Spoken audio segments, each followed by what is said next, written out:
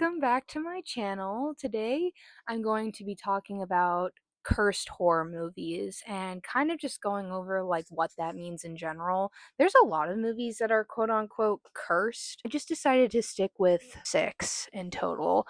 So I'm going to be going over The Exorcist, Poltergeist, The Crow, The Omen, Twilight Zone the movie 1983, and Rosemary's Baby. First off, we're going to start with The Exorcist. The Exorcist was made in 1973. It's a really great movie about possession. It really shook the world when it was released because there was really nothing else like it, and it really scared a lot of people. My dad got really scared from this film when it first came out. He thought it was real. There was a lot of weird things that happened on the set and after the making and around the making of this movie. So just a lot of weird things going on. It's actually based off of a true story that actually occurred to a real person, a man, in 1949. So a really long time ago.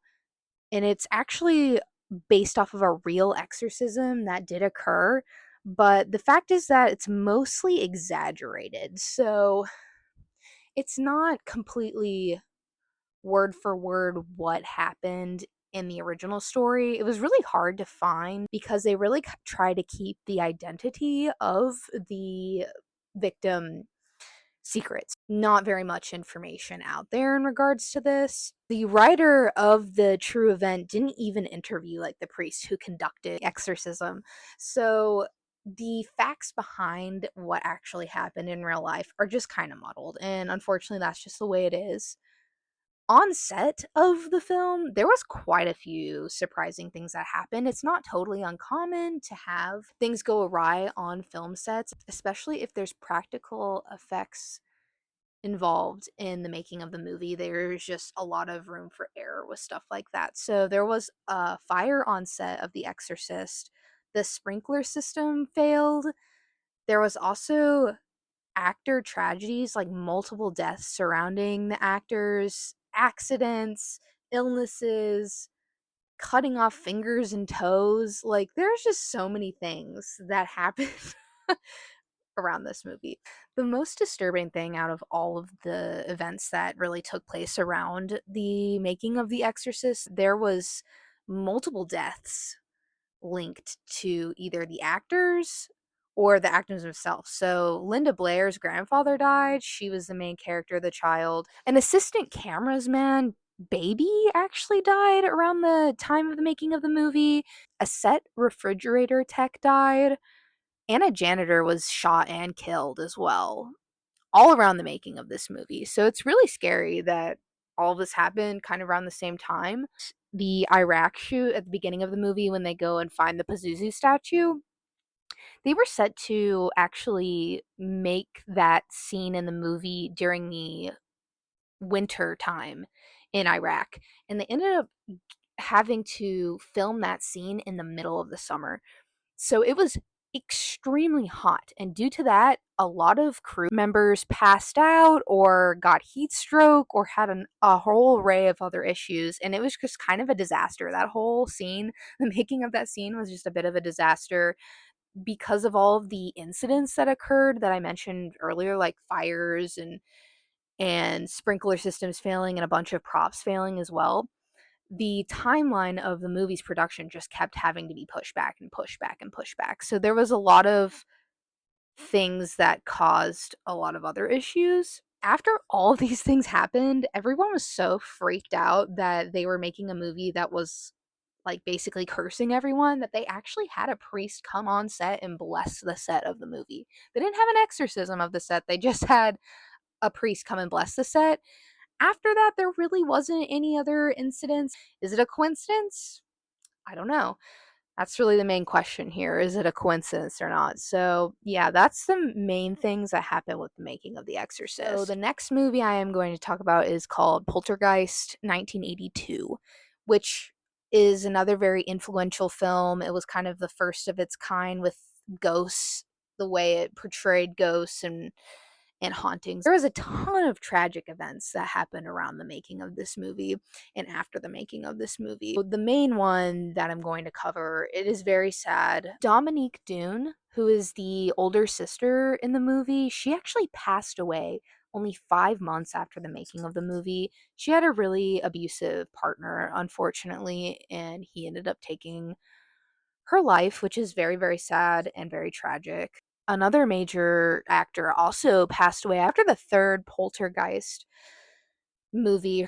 I think it's Heather O'Rourke, and I do apologize if I'm mispronouncing that, but she actually was the child in the first movie, and after the third Poltergeist movie, she unfortunately died. Detected bowel obstruction that was misdiagnosed, and there was a ton of things that happened surrounding that, and unfortunately it ended up taking her life, which is very, very sad. There was also two other deaths associated with the Poltergeist movies. This one isn't as surprising. He got stomach cancer and unfortunately passed away. Will Sampson, the native shaman, died in 1987 from a heart and lung transplant failure. However, that wasn't also nearly as surprising because the surgery that he got was very risky, but it's still very sad nonetheless. There is a lot of lore surrounding the making of Poltergeist. A lot of people think that there was real skeletons used on the set. There's a scene at the end of the movie when the mom gets in the pool that is being made in the backyard, and all of these skeletons come out of the ground and are in like the water that has collected from the rain. A lot of people think those might have been real skeletons. There's really no confirming or denying that they're real. Steven Spielberg has said multiple times that they were not real. I guess it's kind of like up in the air if they were or were not real. However, if they were real, that is pretty disrespectful in my opinion, but there's really no way to find that out. There is also a real exorcism performed on the set of Poltergeist.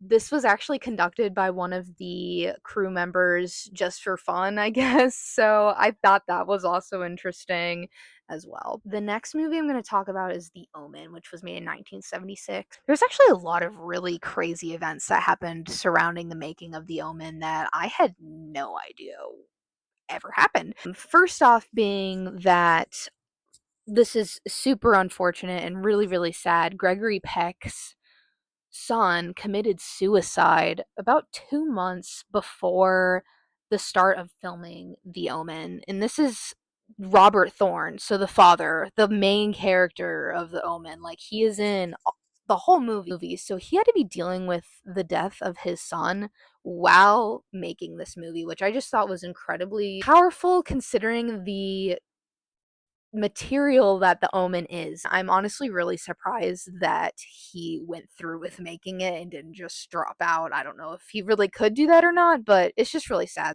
There was also a ton of really weird lightning events surrounding multiple different people on the crew and the cast of The Omen, which is really ironic because in the movie itself, there's a lot of lightning strikes from like a sign from God because it's about the Antichrist. And it's just weird that lightning was almost striking multiple people in real life. Like, two instances there was lightning that struck airplanes that two of the crew or cast member was on when they were flying somewhere during the making of the movie.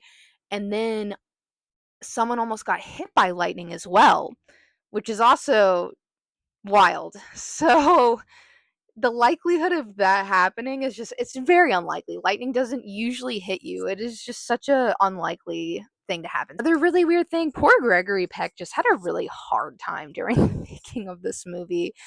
He actually canceled a flight that he was going to take. That flight actually ended up crashing and killing everyone on board. I can't imagine that impact on him after also just being a grieving father. Actually, the director of the movie had a bunch of unfortunate events happen to him as well. That's Richard Donner, the director of The Omen. He actually was staying in a hotel, actually got bombed by the IRA, which is the Irish Republican Army. He also got hit by a car during the making of the film. The crew members also got in a car accident the first day shooting the Omen. Thankfully, no one was killed or really hurt that bad, but just also another really weird coincidence is like, okay, what is going on here?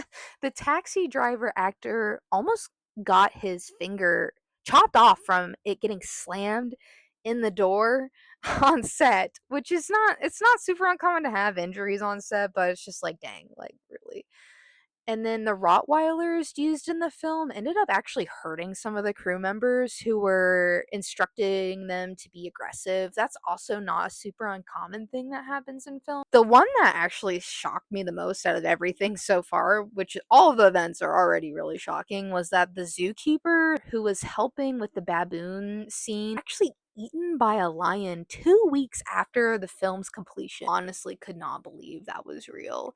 It's really, really sad. The Omen remake in 2006 was also kind of plagued with a bunch of weird things that were surrounding the making of the movie. The set designer for the infamous decapitation scene in The Omen suffered actually a car accident with his wife, and his wife's head actually got decapitated the same way it was in the movie, which is extremely disturbing.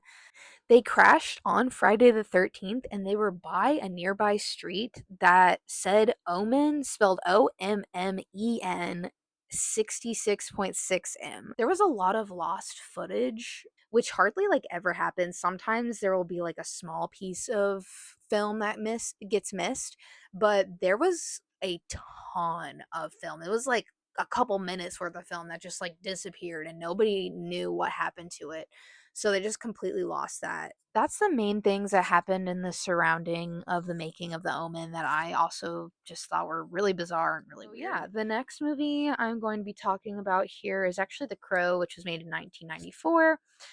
We all know and love this movie very much. It's one of my favorites of all time. I've seen it so many times. But we all know that unfortunately Brandon Lee was shot on the set of making the movie by one of his co-stars. Got shot with a prop gun that actually had like shrapnel of an actual bullet inside of the gun, and it was just hastily made and hastily done, and it ended up shooting him like directly in an artery, and it ended up killing him, which is horrible and it should have never happened, but that did happen. And I mean, thankfully, he had filmed most of the movie. There really wasn't much left to film, so they were able to still create the movie and put it out as like his, legacy. The director really wanted a certain ambiance to the film, so he decided to only film the movie at night. But because of that, there was a lot of accidents that actually happened surrounding that, including electrocution of some of the crew members. I also know that a truck caught fire at one point, and a truck ran into the set of the film itself. This also caused like a ton of pushback on the film's timeline and when things are supposed to be done. Usually movies are filmed in not that actually long of a timeline. Usually it's like a couple months, if that. Kept being pushed back, I think until like it took like 9 months or something. A really long time to end up making this movie, and shooting like that is just usually not what people want to do. So just a lot of pushback because of all of these accidents that happened. It's actually based off of a comic book written by James O'Barr, and he actually wrote the comic to be a tribute to his girlfriend who passed away tragically from a drunk driving accident. She got hit by a drunk driver and died. He made the Crow comic as a tribute to her. Quote unquote, he said he made this as a love letter to my girlfriend who died, which is extremely sad, but it makes sense and it gives the film even more of a purpose. The man that actually ended up shooting Brandon Lee Massey, he had a really hard time coping with what happened on set, even though it really wasn't his fault. It was just a horrible accident. He kind of spiraled out of control and struggled with his mental health, which is to be expected. One of the stuntmen actually almost died as well during the making of the film. He fell through the roof set and broke multiple ribs when he landed. It's not totally uncommon to have stunt actors get injuries, but I mean, breaking your ribs, it's pretty intense. So that's really unfortunate as well. There's also some really weird weather events that surrounded The Crow. There was a bunch of hurricanes that happened during the making of the movie, and also freezing temperatures. So it made it really hard to complete filming as well. It was another contributing factor to why it kept getting pushed back. One of the crew members actually got a screwdriver shoved through their hand, which, ow. That sounds horrible. So the next movie I'm going to talk about is Twilight Zone, the movie, which was made in the 80s. It's actually a really sad thing that happened on the set of making this movie. A helicopter that they were using as a prop to film one of the scenes in one of the skits that was set in Vietnam actually ended up malfunctioning and breaking and killing a child. It killed a 6-year-old child, Renee, who was crushed by a part of the helicopter. And then the helicopter fell over and killed another child that was 7 years old, Micah. Both children had been hired illegally, actually, and were not following child labor laws in any way. So, this occurrence, which is horrible and tragic, did set in a bunch of new laws around the making of movies. However, it still didn't completely stop accidents from happening, unfortunately. Accidents still do happen on the set, but it has created more like child labor laws, thank goodness. Because of what happened, there was a huge lawsuit in LA in regards to this whole tragic event that followed the incident in 85. However, the whole trial was kind of acquitted basically, and nobody really got in very much trouble. And most of the people that were in charge of that whole situation continued to make movies. So, that is the main, like, really bad thing that happened on the making of the Twilight Zone. Not very many other things happened, but I think it is worth mentioning because it's such a tragic event that happened, and it's important to acknowledge that child were being used illegally in the making of that movie. So I just thought it was something to touch on, even though there wasn't a lot to say about it. And then the last one I'm going to talk about is going to be Rosemary's Baby. This movie had a lot of really weird stuff going on. So it's actually based off of a novel Ira Levin. The author received a ton of backlash in regards to the making of the book when it was released because it was so satanic and it was out there. He got a lot of death threats. He was called out saying that it was blasphemy. After the divorce of his wife, he was never really the same. He grew just more and more paranoid and anxious. He made multiple public statements denouncing Satanism because he was just so over people threatening him and like the church threatening him over what he had created. The producer of the Rosemary's Baby movie faced actually a lot of scrutiny due to the story's history. When it was released that they were going to be making a film based off of this book, there was a lot of backlash from that. And actually, the producer was hospitalized after the making of this movie due to severe kidney stones. He was also getting a ton of backlash and hate mail from people for making this book into a film. He had hallucinations of the film during a surgery he was getting, and even started shooting out lines like from the movie from his mouth after he woke up from having the surgery. So the movie just kind of like plagued his mind. The composers actually fell into a coma in which she never woke up from. This happened to Rosemary's friend in the film itself, which is also just kind of disturbing and strange. Some facts around the location in which they shot the film: it was shot in a historic building, which was actually right outside where John Lennon was shot. Unfortunate that that's kind of connected to that. I don't know if that really has anything to do with like the curse of the movie or not. Then we get into Roman Polanski, who is the maker of the movie. Everybody's probably heard of Sharon Tate, but that was Polanski's wife. Sharon Tate and her friends were brutally murdered by the Manson family. It is a well-known true crime event that is extremely, extremely sad. Sharon Tate was actually 8 months pregnant at the time, so not only did she die, but her baby also was murdered. She was almost full term when she was murdered by the Manson family.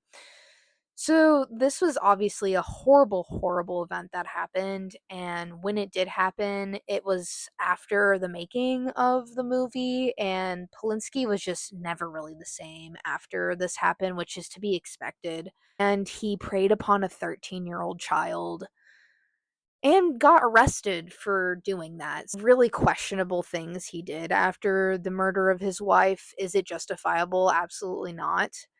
Does it sort of make sense? Yes. Like, the whole situation is just extremely, extremely sad. He should have been arrested a lot longer than what he was arrested for. He really was only in jail for about 42 days, and then he actually ended up fleeing to France because he was a fugitive. And now he lives his life as a criminal and doesn't travel to places where he could become reincarcerated, basically. So, very, very tragic events that surrounded the making of Rosemary's Baby, the implications of the book, and how many people hated the book. So, I'm honestly just curious how that actually really became to be, because there was so much hate surrounding it. Yeah, it's some heavy shit right there, but it's definitely worth knowing and acknowledging, especially cuz these movies are all like super influential movies. They're all really iconic movies. Like, when you think of original horror movies, they are some of the first things you're going to think of. So I think it's really important to know the backstory of all of this stuff. Now, do I think all these movies were actually cursed? That is a really good question. A lot of people believe there is a curse on these movies. I'm not as superstitious. I just think that it's really unfortunate that these things occurred, and then the human mind really wants to connect dots, especially surrounding movies that are really satanic, uncomfortable, or horrific. So I don't necessarily think that these movies are cursed. I just think that there's some really unfortunate events that surround the making of these movies. I understand why people make that connection, but to completely just be like, oh, it's some like curse because of the content of the film, just kind of undermines all of the events and what actually happened, and a lot of them are really, really horrible, really brutal, personal, and sensitive events. So it's just not really to be taken lightly, but I did want to talk about it because I thought it was really interesting. There's a bunch of other movies that have had similar things happen to, not just horror movies, have had really bad things happen on set. When I did my research for this video, I found a bunch of other horror movies that were mentioned, a lot of newer ones like The Ring 2 and I think Annabelle. If you're interested in me going over those, I definitely could. It will just take another video because this is already going to be a little bit long. But yeah, that's about it that I have for you today. I hope you found this interesting. I hope you learned something, and I hope you had fun watching it. But thank you so much for taking the time out of your day to watch me, and have a great night. Thank you. Bye.